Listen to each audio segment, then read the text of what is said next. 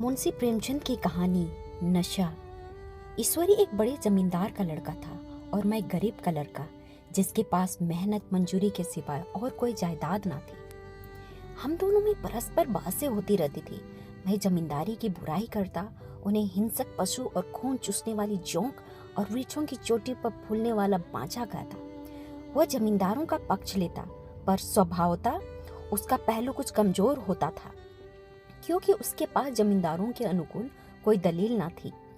वह कहता कि सभी मनुष्य बराबर नहीं होते, छोटे बड़े हमेशा होते रहेंगे।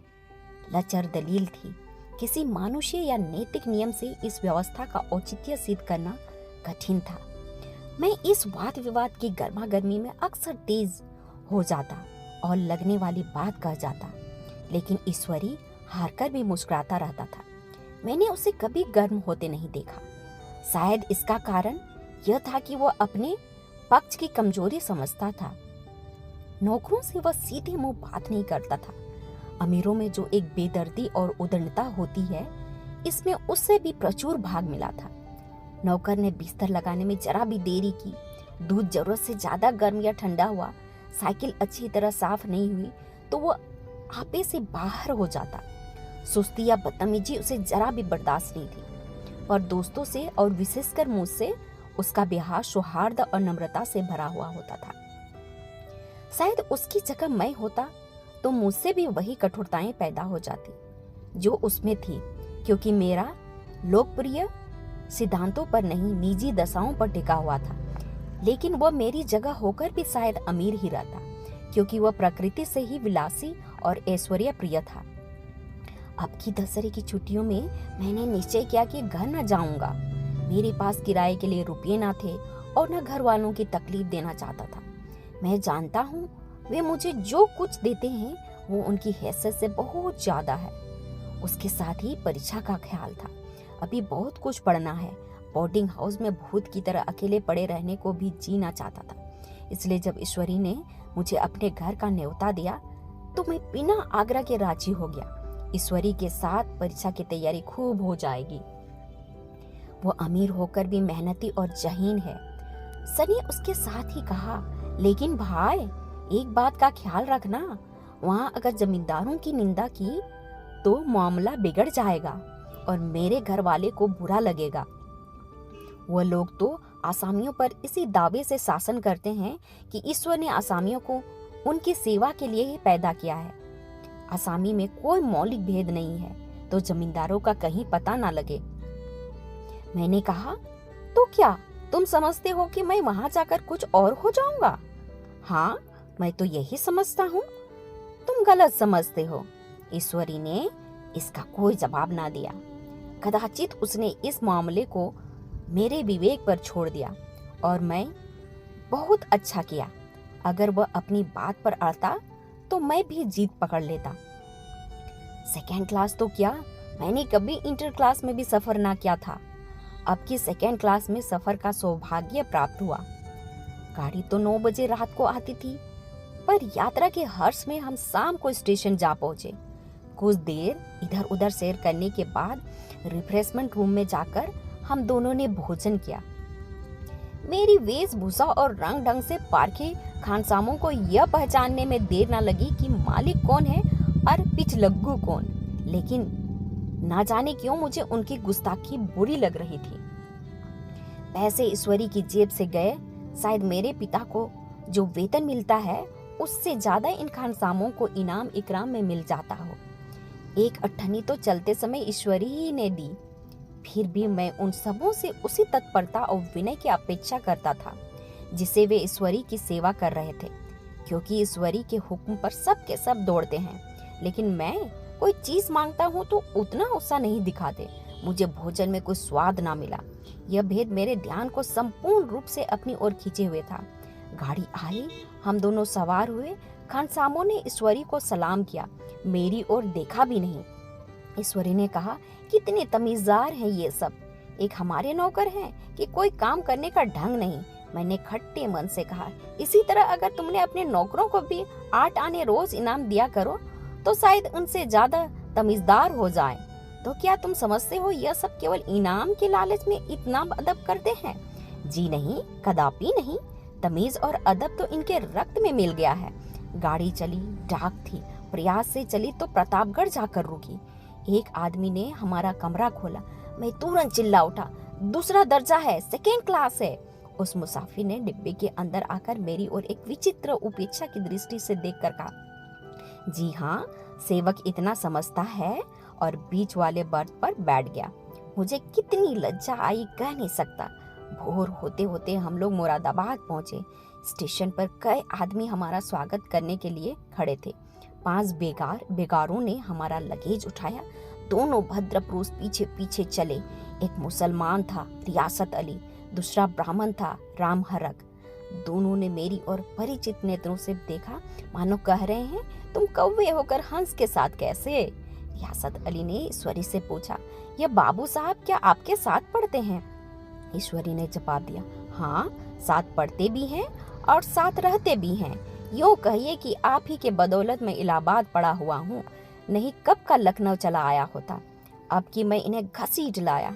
इनके घर से कई तार आ चुके थे, मगर मैंने इनकारी जवाब दिलवा दिया। आखिरी तार तो अर्जुन था, जिसकी फीस 4 आने प्रति शब्द है, पर यहाँ से उनका भी जवाब इनकारी ही था।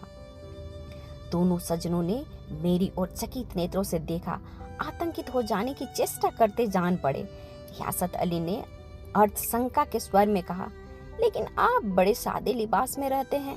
ईश्वरी ने शंका निवारण की, महात्मा गांधी के भक्त हैं साहब, खद्दर के सिवाय कुछ पहने ही नहीं, पुराने सारे कपड़े जला डाले। यो कहा कि राजा हैं, 2.5 लाख सालाना की रियासत है, पर आपकी सूरत देखो तो मालूम होता है अभी अनाथालय से पकड़कर आए हैं।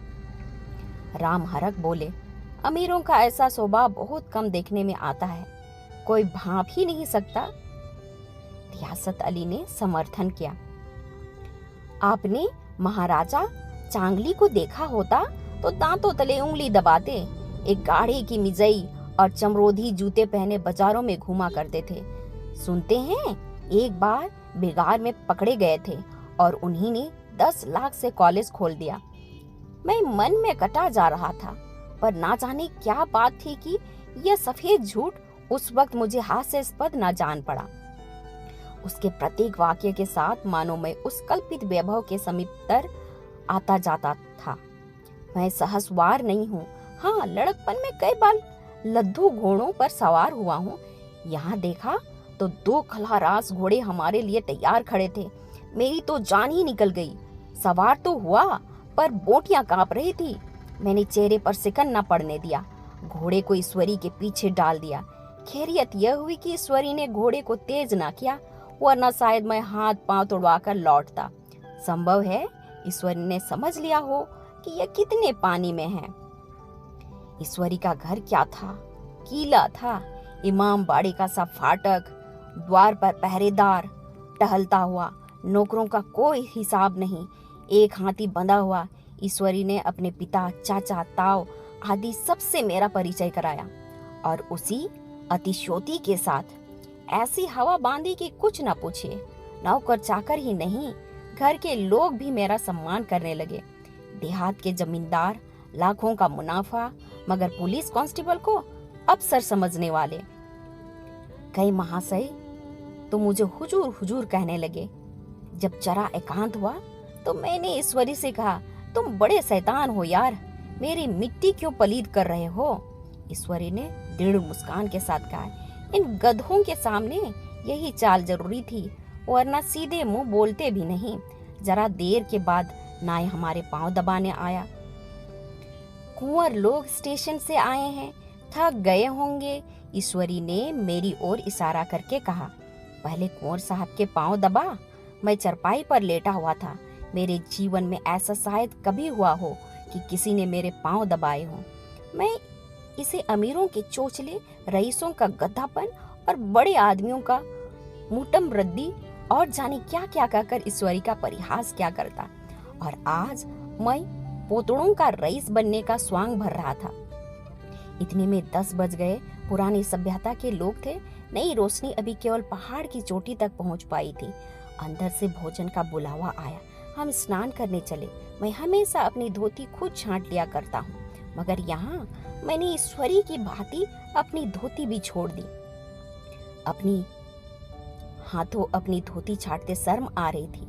अंदर भोजन करने चले। हॉस्टल में जूते पहले मेज पर जा डटते थे, यहाँ पांव धोना आवश्यक था। कहार पानी लिए खड़ा था। ईश्वर ने पांव बढ़ा दिए, कहार ने उसके पांव धोए, मैंने भी पांव बढ़ा दिए, कहार ने मेरी पांव भी धोए। मेरा वह विचार ना जाने कहाँ चला गया था। सोचा था वहां देहात में एकाग्र होकर खूब पढ़ेंगे, पर यहाँ सारा दिन सैर सपाटी में कट जाता था। कहीं नदी में बजरे पर सैर कर रहे हैं, कहीं मछलियां चिड़ियों का शिकार खेल रहे हैं, कहीं पहलवानों की कुश्ती देख रहे हैं, कहीं शतरंज पर जमे हैं। ईश्वरी खूब अंडे मंगवाता और कमरे में स्टोव पर ऑमलेट बनते। नौकरों का एक जत्था हमेशा मेरे घर रहता। अपने हाथ पांव हिलाने की कोई जरूरत नहीं, केवल जबान हिला देना काफी है। नहाने बैठो तो आदमी नहलाने को हाजिर, लेटो तो आदमी पंखा झेलने को खड़े। महात्मा गांधी का कुंवर चेला मशहूर था। भीतर से बाहर तक मेरी धाक थी। नाश्ते में जरा भी देर न होने पाए, कहीं कुंवर साहब नाराज न हो जाए। बिछावन ठीक समय पर लग जाए, कुंवर साहब के सोने का समय आ गया। मैं ईश्वरी से भी चाहता नाजुक दिमाग बन गया था, या बनने पर मजबूर किया गया। ईश्वरी अपने हाथ से बिस्तर बिछाने के लिए, लेकिन कुंवर मेहमान अपने हाथों कैसे अपना बिछावन बिछा सकते हैं? उनकी महानता में बट्टा लग जाएगा। एक दिन सचमुच यही बात हो गई। ईश्वरी घर में था, शायद अपनी माता से कुछ बातचीत करने में देर हो गई। यहाँ 10 बज गई। मेरी आंखें नींद से झपक रही थी, मगर बिस्तर कैसे लगाऊं? कुंवर जो ठहरा। कोई 11:30 बजे महरा आया, बड़ा मुंह लगा नौकर था। घर के धंधों में मेरा बिस्तर लगाने की उसे सुद्धि ही ना रही। अब जो याद आई तो भागा हुआ आया। मैंने ऐसी डांट बताई कि उसने भी याद किया होगा। ईश्वरी मेरी डांट सुनकर बाहर निकल आया और बोला, तुमने बहुत अच्छा किया, यह सब हरामखोर इसी व्यवहार के योग्य हैं। इसी तरह ईश्वरी एक दिन एक जगह दावत में गया हुआ था। शाम हो गई, मगर लैंप मेज पर रखा हुआ था। दिया जलाई भी थी, लेकिन ईश्वरी खुद कभी लैंप नहीं जलाता था। फिर कुंवर साहब कैसे जलाएं? मैं झुंझला रहा था। समाचार पत्र आया रखा हुआ था, जी उधर लगा हुआ था, पर लैंप नदारद। देवयोग उसी वक्त मुंशी रियासत अली आ निकले। मैं उन्हीं पर उबल पड़ा। ऐसे फटकार बताई कि बेचारा उल्लू हो गया। तुम लोगों को इतनी फिक्र भी नहीं कि लैंप तो जलवा दो। मालूम नहीं ऐसे कामचोर आदमियों का यहाँ कैसे गुजर होता है। मेरे यहाँ घंटे भर निर्वाह ना हो। रियासत अली ने कांपते हुए हाथों से लैंप जला दिया। वहाँ एक ठाकुर अक्सर आया करता था। कुछ मनचला आदमी था, महात्मा गांधी का परम भक्त। मुझे महात्मा जी का चेला समझकर मेरा बड़ा लिहाज करता था, पर मुझसे कुछ पूछते संकोच करता था। एक दिन मुझे अकेला देखकर आया और हाथ बांधकर बोला, सरकार तो गांधी बाबा के चेले हैं ना? लोग कहते हैं कि यह स्वराज हो जाएगा तो जमींदार ना रहेंगे। मैंने सांझ जमाई, जमींदारों के रहने की जरूरत ही क्या है? ये लोग गरीबों का खून चूसने के सिवा और क्या करते हैं?